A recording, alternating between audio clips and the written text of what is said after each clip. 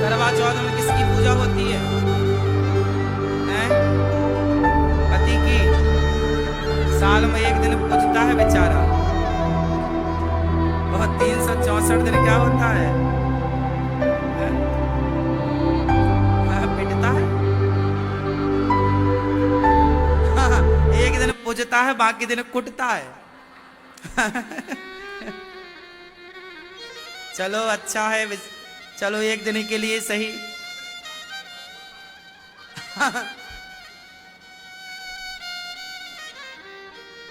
अच्छा है। वैसे करवा चौथ ना बहुत अच्छा है।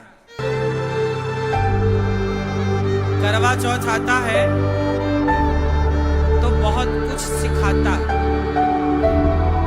करवा चौथ क्या सिखाता है? अच्छा बताओ, करवा चौथ क्या सिखाता है?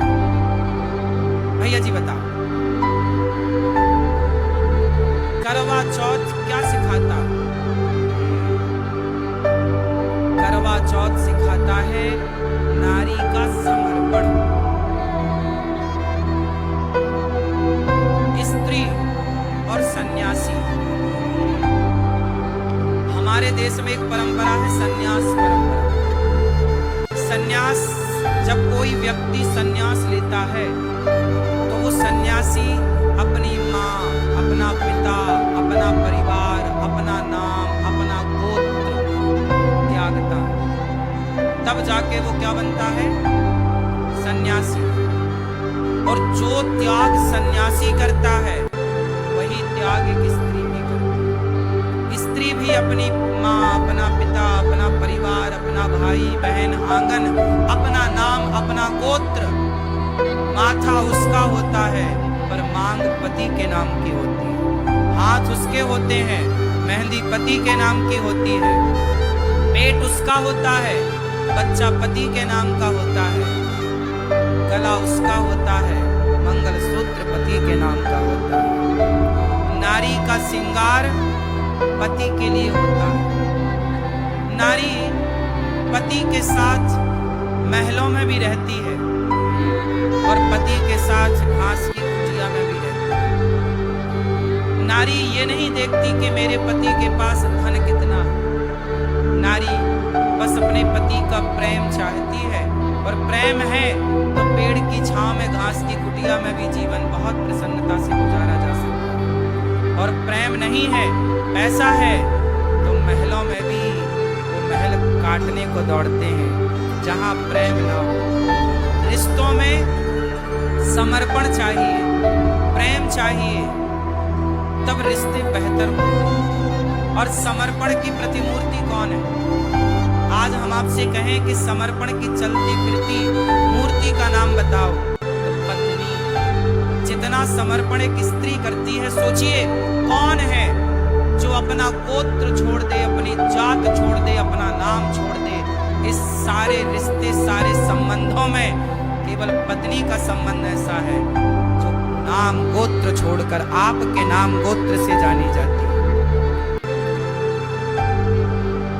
इतने सारे रिश्तेदार हैं आपके, लेकिन उन सारे रिश्तेदारों में एक रिश्ता है पत्नी का, जो आपके लिए है, सिर्फ आपके लिए। इसलिए हर पुरुष को अपनी स्त्री का, अपनी नारी का सम्मान करना चाहिए। करवा चौथ में आपने बहुत कुछ देखा होगा। बेचारी दिन भर व्रत रखती है पति की लंबी आयु के लिए। मैं जल्दी मर जाऊं, मेरे पति की आयु। भारत की स्त्री चाहती है कि मेरी उम्र से ज्यादा उम्र मेरे पति की हो, मैं जब मरूं तो सुहागन मरूं। ये भारत की स्त्री वरदान मांगती है। एक भारत की स्त्री ही अपने से अधिक आयु पति की चाहती है, और पति की लंबी आयु के लिए वो नाना प्रकार के व्रत करती है। और उन्हीं व्रतों में एक व्रत होता है करवा चौथ का। करवा चौथ के दिन वो चलनी उठाती है, और चलनी का जो पीछे का हिस्सा है वो पति की ओर होता है। चलनी का जो आगे का हिस्सा है वो पत्नी की ओर होता है।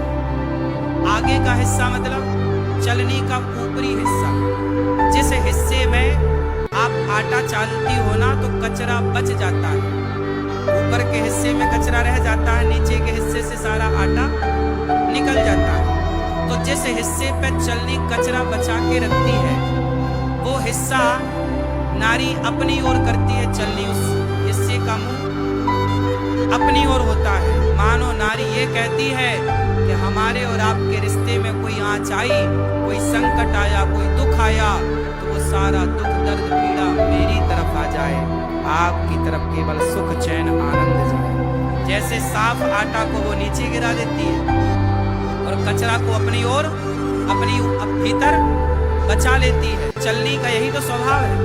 उसी तरह नारी कहती है कि मेरे पति पर आने वाला कोई भी संकट, हे विधाता, वो मेरी तरफ आ जाए, मेरे पति की तरफ कोई आँच ना आए, कोई संकट ना आए। ये चलनी का आशय है, इसलिए नारियां चलनी से अपने पति का मुंह देखती हैं। चलनी का अर्थ है कि मैं आपके जीवन में आने वाले संकट को पहले मैं लूंगी, फिर बचा हुआ आखिरी, छना हुआ आपकी तरफ, और संकट मेरी और दुख मेरी और सुख आपकी ओर।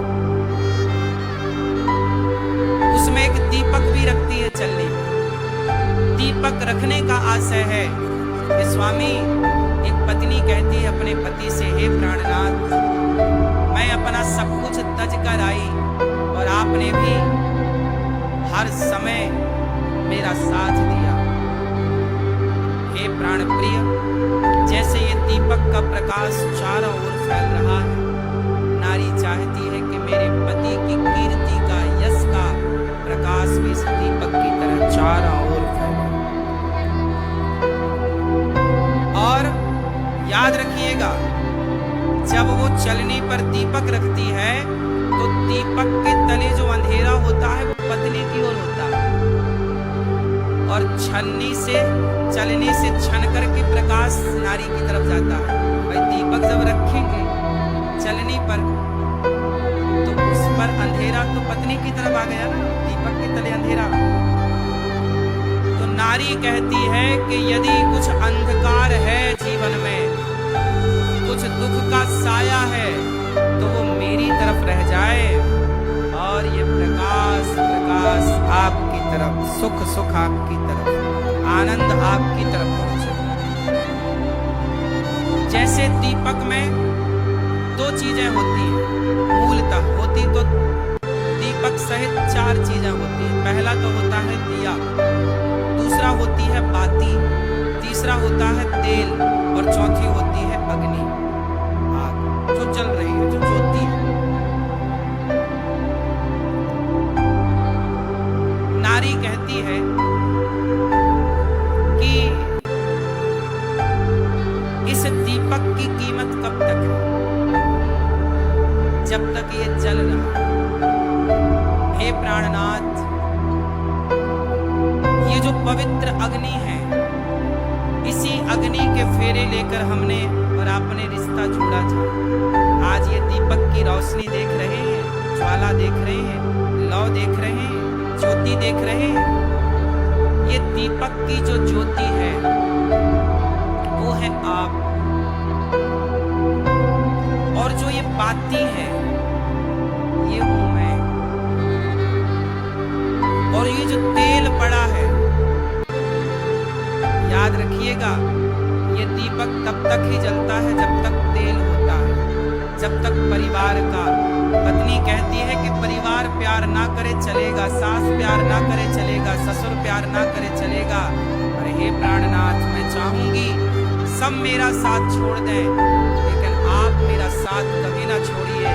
आपका साथ तेल की तरह है, आपका साथ रूपी तेल नहीं मिलेगा तो मैं बुझ जाऊंगी, क्या करूं? तो आपका साथ तेल की तरह, तो आपका साथ हमें चाहिए, और तब ये बाती आपकी तरफ समर्पित रहेगी।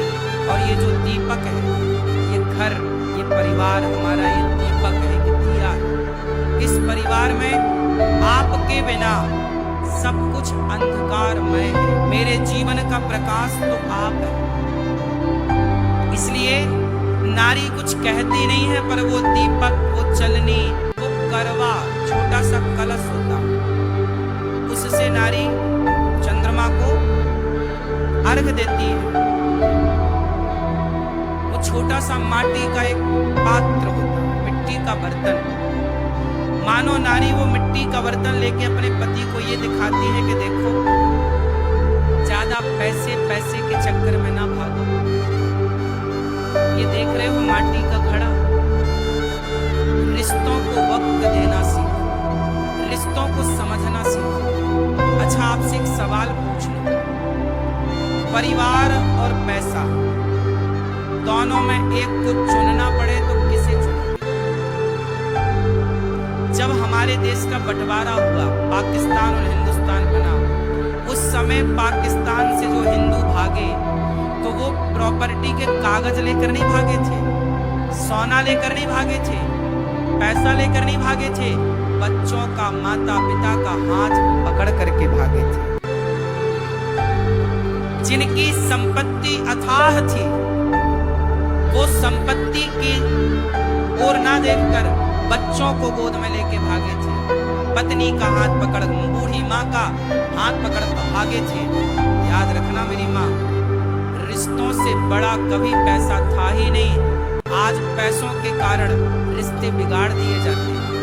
मैं चाहूंगा कि इस करवा चौथ को हर पति को अपनी पत्नी से ये जरूर कहना चाहिए कि मैं रिश्तों को ऊपर रखूंगा, पैसे को ऊपर कभी नहीं रखूंगा। मेरे लिए मेरा परिवार सर्वोपरि, सबसे पहले परिवार। पैसा तो आएगा, आप जहां जाओगे वहां कमा लोगे। परिवार को महत्व देना सीखिए। तो ये करवा जो उस मिट्टी का जो छोटा सा कलश है, वो ये प्रेजेंट कर रहा है कि देखो, प्यार मोहब्बत से जीवन जी लो, भरोसा नहीं है जीवन का, एक दिन हमारी तुम्हारी माटी, हमारी तुम्हारी राख इस घड़े पे ही समा जाएगी। कोई कितना भी बड़ा हो, मुट्ठी भर राख तो घड़े पे ही आनी है। इसलिए वो माटी का घड़ा होता, छोटा सा कलश।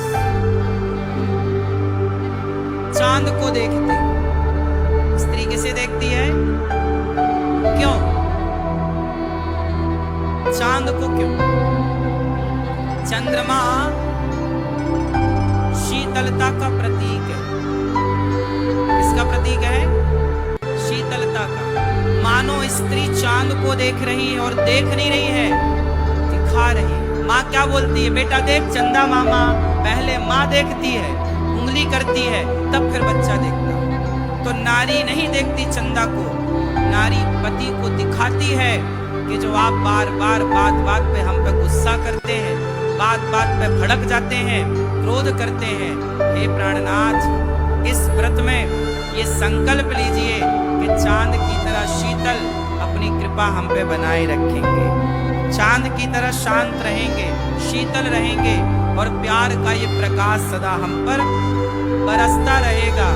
आप कभी सूरज की तरह गर्म ना होंगे। इसलिए ये व्रत तोड़ा रात्रि को जाता है। कब तोड़ा जाता है?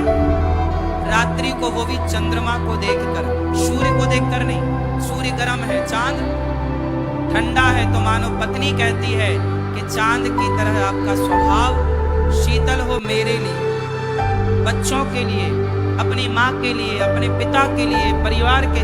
आप बॉस हैं, आपने ऑफिस में लड़ाई झगड़ा की, गुस्सा आया, वो गुस्सा पत्नी पर, बच्चों पर ना उतारिए। काम का गुस्सा काम तक ही रखिए, काम का गुस्सा परिवार के लोगों में ना उतारिए, वरना काम और परिवार को मिक्स कर देंगे तो गृहस्थी बिगड़ जाएगी। काम को काम रहने दो, परिवार को परिवार रहने दो। काम करने में लाख झंझट होती है, कई बार सुनना पड़ता है, कई बार गुस्सा करना पड़ता है, लेकिन वो सारी गुस्सा जब आप घर आया करो तो चांद की तरह शीतल होया करो, ठंडे होया करो। सूरज की तरह गर्म नहीं, सूरज की तरह गर्म ऑफिस में रहो, पर घर आओ तो चांद की तरह ठंडे होकर आओ। ये करवा चौथ में नारी चांद को देखती नहीं, पुरुषों को दिखाती है। इस बार आप भी चांद देखना और चांद की तरह ठंडे हो जाना, पत्नी पर गुस्सा ना करना, ठीक है। ये रहा करवा चौथ। इस बार करवा चौथ में सुना है कि भद्रा महारानी का भी साया पड़ रहा है। तो मैया सुबह 6:25 से 6:46 तक सुबह सुबह कुछ मिनट के लिए है, उससे कोई दोष नहीं है।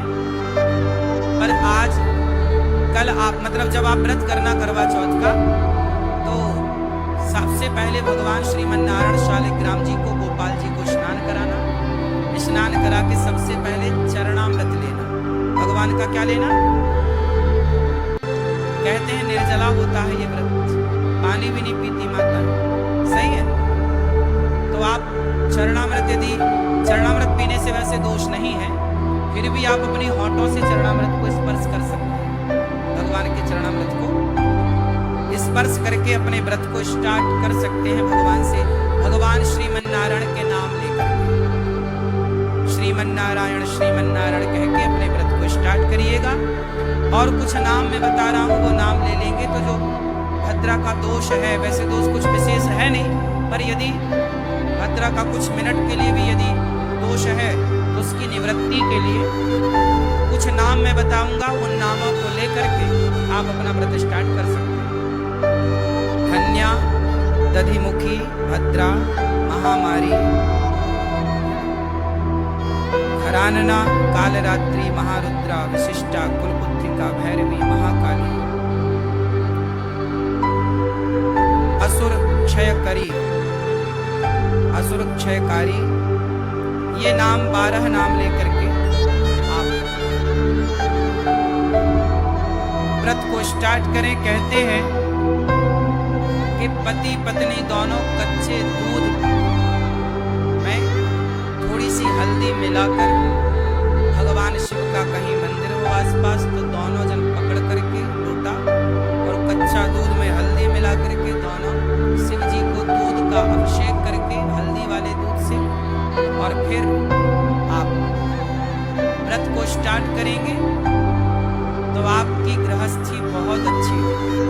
और पुरुषों के लिए बताऊं, इस करवा चौथ में, इस करवा चौथ में आप अपनी पत्नी को गिफ्ट में क्या देंगे? क्या देने का सोचा है? क्यों? प्रेम, सस्ते। इस बार पत्नी को कुछ चांदी का दीजिए। सोने का देने का सोचे हैं, वो अलग विषय दे सकते हैं, पर थोड़ा सा चांदी, थोड़ी सी ही सही, पत्नी को चांदी का कुछ भी दीजिएगा, भले पाँव में पहनने का वो दे दीजिएगा, चाहे चांदी की एक अंगूठी ही दे दीजिएगा, चांदी दीजिएगा, ताकि इस करवा चौथ से पतियों की फिर चांदी ही चांदी होगी। पतियों की क्या होगी? चांदी चांदी होगी। तो कुछ चांदी का आप पत्नी को गिफ्ट कर सकते हैं। सोने का करें जो आपकी श्रद्धा, हीरे का करें वो आपका है, वो तो करेंगे आप, और साथ में कुछ चांदी जरूर ऐड कर लीजिएगा। तो आप पत्नी को कुछ चांदी का गिफ्ट दें तो आपके घर में सदा चांदी ही चल। अरे हमारी जो पत्नी है, पत्नी ही तो लक्ष्मी, वो खुश तो लक्ष्मी माता खुश, और वो दुखी